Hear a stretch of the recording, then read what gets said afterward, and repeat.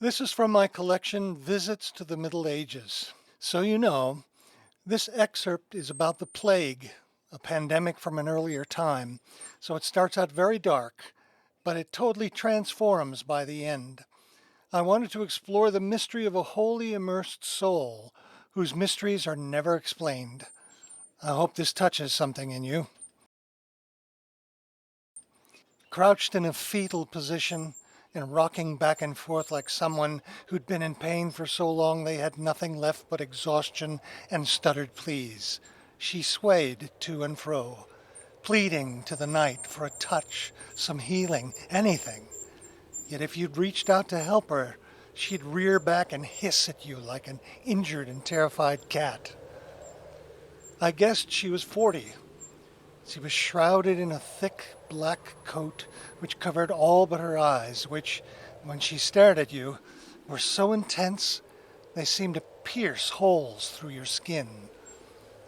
Being abandoned for so long, I'd seen her here for days now, she'd come to distrust anyone who came near her. And that cloak rippled like black satin, like sheets of night with a sheen you'd only find on silk. And if this were silk, how did she get it in this age? Silk was rare, owned strictly by the rich, whereas she was covered in soot, had rashes all across her body. You saw this in flashes as she moved back and forth in her cloak. She looked badly diseased, which was heartbreaking. And she had no food, no water, no belongings, nothing. Yet she covered herself in a robe of what appeared to be the most rarefied and royal fabric, with embroidery so opulent one would have thought she was putting on a grand performance. But questions raged. What happened to her? Did she have the plague? Did her loved ones die and leave her these last vestiges of their once opulent estate? What happened to this sickly and tortured soul? And as for jewelry, she wore several rows of necklaces, which I assume were all gold, as well as gold earrings and a stunning silver amulet, untarnished, that she wore on her chest as if for protection. "Why would you do this?" she moaned to some distant force. "What do you want?